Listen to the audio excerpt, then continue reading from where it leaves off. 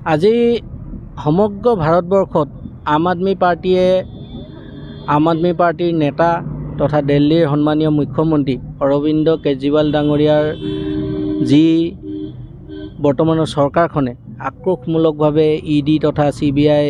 তথা income tax department আদিবিলাক লগাই আমাৰ আম আদমি পাৰ্টিৰ সন্মানীয় নেতাজনক জেলত ভৰাই থৈছে, কাৰাবাসত ৰাখি থৈছে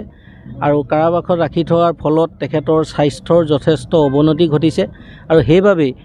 আজি ভাৰতবৰ্ষত আম আদমি পাৰ্টিয়ে সমগ্ৰ দেশতেই তেখেতৰ সুস্বাস্থ্যৰ বাবে প্ৰাৰ্থনা জনায়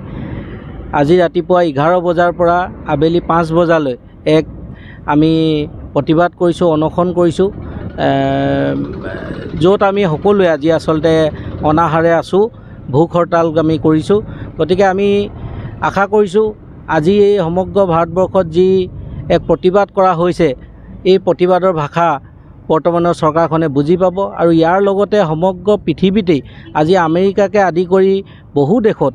অৰবিন্দ কেজৰিৱালৰ এই যি কাৰাবাস বৰ্তমানৰ চৰকাৰখনে তেখেতক দিছে তাৰ বাবে প্ৰতিবাদ কৰিছে, সকলোৱে উপবাসে আজি দিনটো প্ৰতিবাদ পালন কৰিছে। আমি এটা কথা ক'ব বিচাৰিছোঁ,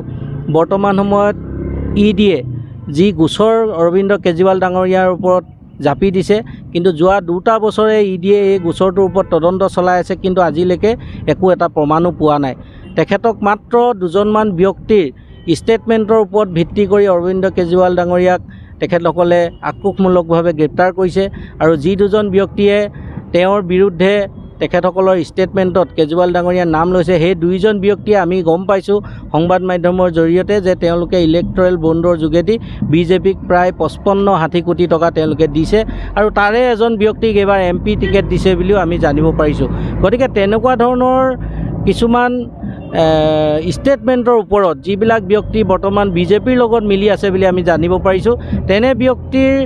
ষ্টেটমেণ্টৰ মতেই আচলতে কেজৰিৱাল ডাঙৰীয়াক এৰেষ্ট কৰিছে। এইটো এটা হাঁহি উঠা কথা। মাত্ৰ কেজৰিৱাল ডাঙৰীয়াক ভয় কৰিছে বৰ্তমানৰ চৰকাৰখনে আৰু এই ভয় কৰাৰ কাৰণেই বৰ্তমান যিহেতু MP ইলেকশ্যন আগন্তুক 5টা পৰ্যায়ত চলিব, এই MP ইলেকশ্যনত যাতে আমাৰ আম আদমি পাৰ্টিয়ে বিজেপিক হলঠেকত পেলাব নোৱাৰে তাৰ বাবে আচলতে কেজৰিৱাল ডাঙৰীয়াক তেখেতসকলে গ্ৰেপ্তাৰ কৰি আক্ৰোশমূলকভাৱে জেলত ভৰাই থৈছে আৰু আমি এই কাৰণেই আজি আমি ইয়াতে তীব্ৰ ভাষাৰে এই গোটেই কাৰাবাস কৰাৰ যিটো ব্যৱস্থা ইয়াক আমি গৰিহণা দিছোঁ। নিউজ 12 অসম নৰ্থ ইষ্ট, যাত্ৰা আমাৰ অবিৰত, সংকল্প অপ্ৰতিৰোধ্য।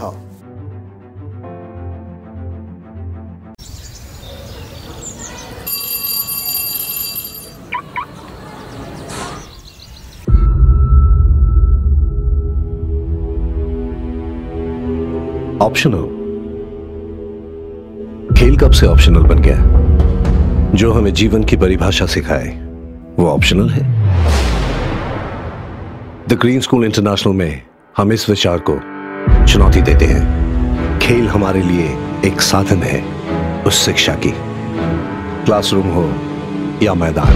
जो हमारे अंदर की असली पावर को निखारे, जो हमें सिखाए टीम वर्क,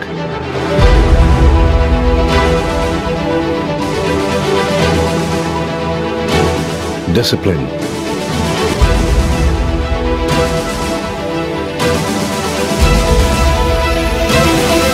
जो हमें तैयार करे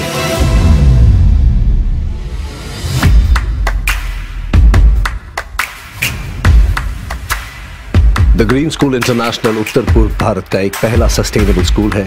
जहां हम खेल की भूमिका को एक नई नजरिए से देखते हैं, ताकि आपके बच्चे शिक्षा, खेल और पर्यावरण को साथ लेकर सीख सके जीने का मूल तरीका।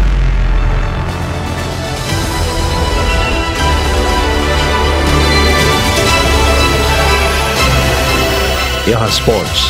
बस ऑप्शनल नहीं है,